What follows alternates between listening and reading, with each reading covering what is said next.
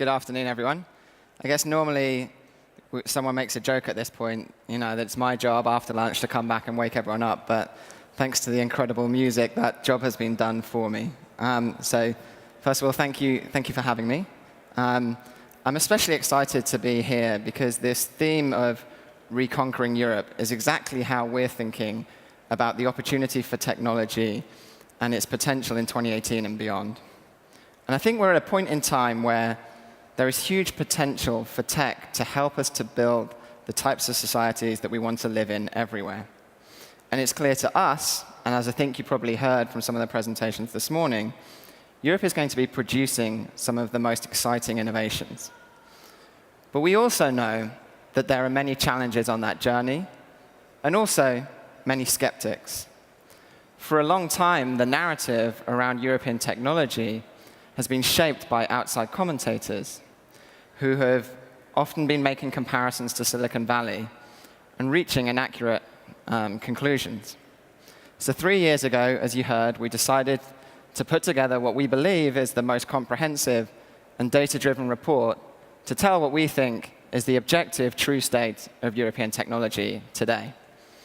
And we published this just a few weeks ago at the end of last year, and we really think it's the biggest and most ambitious that it's ever been. As you heard, we partnered with a dozen different data providers.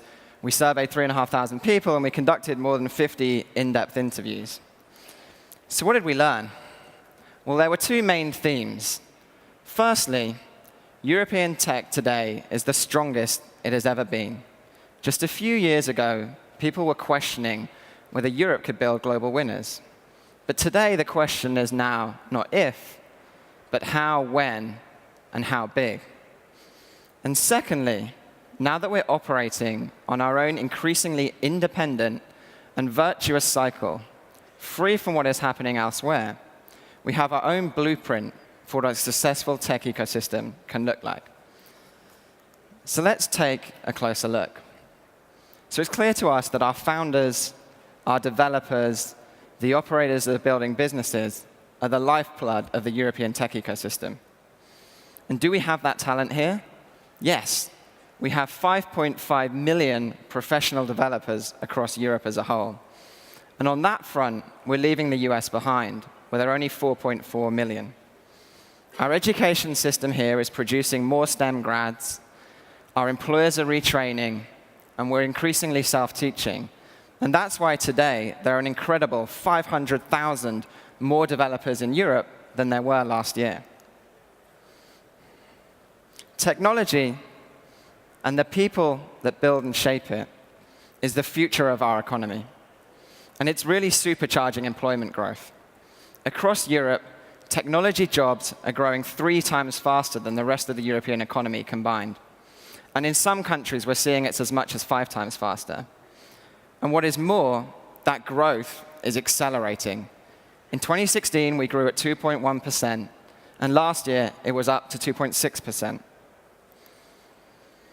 But as more and more tech businesses are founded and funded across the region, there is an increasing demand and competition for technology talent. So we absolutely cannot get complacent. We have to ensure that we keep growing our talent pipeline to meet our future needs for technical skills. And that's because when we look at the European tech ecosystem today, we see that there is a war for talent on at least 3 fronts. Startups are competing with one another for talent. They're increasingly competing with technology giants who are choosing to build engineering centers here in the region. And they are also now competing with traditional industry, who are embracing technology more than ever before. But we believe this competition is great. It's the product, it reflects a product that is in demand. And it is, in some respects, the inevitable consequence of the success that we're having here. And we believe that it forces everybody to raise their bar again. And it is what will help to elevate European technology to another level again. And there's even better news. Founders today in Europe no longer need to gravitate to just a few cities, where there is a trade-off between the density of talent and capital on the one hand, with the cost of operating there. So today, if you're from Brussels, or if you're from Bucharest, or from Oslo, or if you're from Munich, you really do have the freedom to stay where you are and build. And it means that we're making better use of the untapped talent pools that we have here in the region, particularly in places such as Central and Eastern Europe. And we've already seen that some of Europe's leading technology companies, whether Zalando or Spotify or Pipedrive or even TransferWise, are starting to distribute their teams and create satellite offices across the region. And I'm sure Tavit, in a few moments, will speak more to that trend. But it's not just our people that are mobile and distributed. Capital is too. Last year, European VCs made over 1,000 investments into European companies outside of their home country. In fact, when we look at rounds of $10 million or more, it's more likely that a European VC will invest outside their home country than at home. So what does that mean? As a founder, if you're doing amazing things, word spreads quickly, and the capital will find you.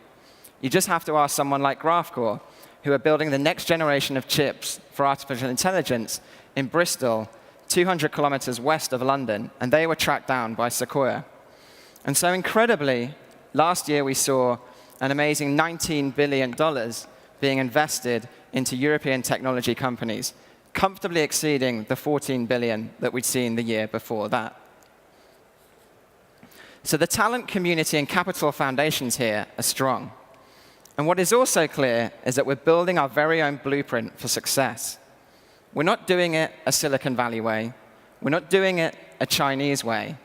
We're doing it our very own European way. And having pored over the data and having spoken to hundreds of people from across our ecosystem, I want to pick out what I think are 3 clear opportunities for Europe to increase its technology advantage and to continue to follow its own path over the coming years. So firstly, deep technology is at our core, and it's scaling up. From right here in Europe, we are building some of the technology that will underpin entire industries and sectors, whether it's Improbable Spatial OS, Graphcore's IPU chip, Unity's game engine, MessageBird's communication platform. This is happening right here.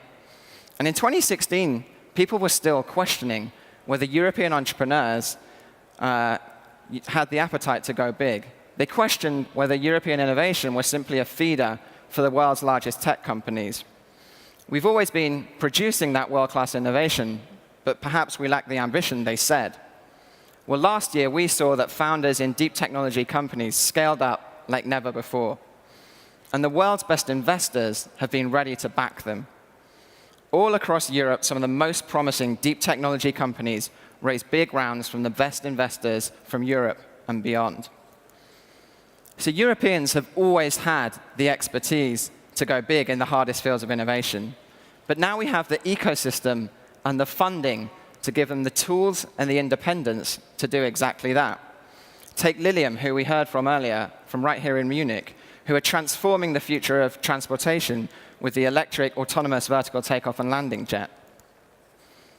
Now, secondly, the opportunity I want to talk about is our appetite for collaborating with traditional industry and playing to the strength of our industrial heritage. What started in a few industries, such as finance, is now moving through all sectors, whether logistics, automotive, healthcare, and many more. And we believe this collaboration comes with a number of advantages for founders. Ready-made talent, funding opportunities, partnerships, all of which we found in our research are happening at levels that we've never seen before. Europe's openness to collaboration can yield positive results for everyone. Founders can find great partners and reach new customers at scale. Choices for our developers will explode, and investors can attract funding from corporates who are hungry to learn about the way that technology can help them to diversify and remain relevant. Now, finally, the third opportunity I want to highlight is around regulation. Rather than being a source of challenges, I believe that regulation could become a source of competitive advantage at every level. The move fast and break things mantra, as it was once applied to heavily regulated industries, is disappearing.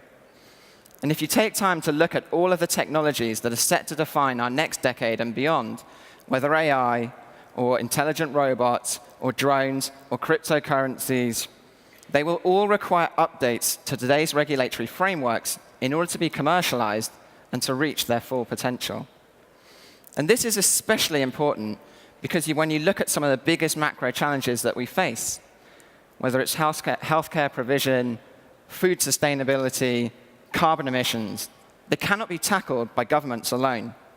So we need entrepreneurs to be able to apply these new technologies to take on these big societal issues. And by working with regulators and governments, we're already seeing technology as enabling meaningful and positive change in many of our societies. We are well positioned, but to really embrace this opportunity, we need our European governments to take their active discussions and consultations into actual new regulatory frameworks that will enable our entrepreneurs to thrive in good faith. And so it's great to see so many people here who are taking up that discussion, which I think is a clear signal that this is already starting to happen. And I'm sure Anne will have some strong views on this in just a moment. So the foundations that we've laid, the ambition levels of our founders, the depth of our talent pool, and a growing and increasingly sophisticated investor base means that Europe today is able to march to the beat of its own drum. And by embracing our expertise in deep technology, by collaborating with traditional industry, and by carefully redefining our regulatory frameworks in favor of innovation, we have an exciting year and many more years ahead. Thank you.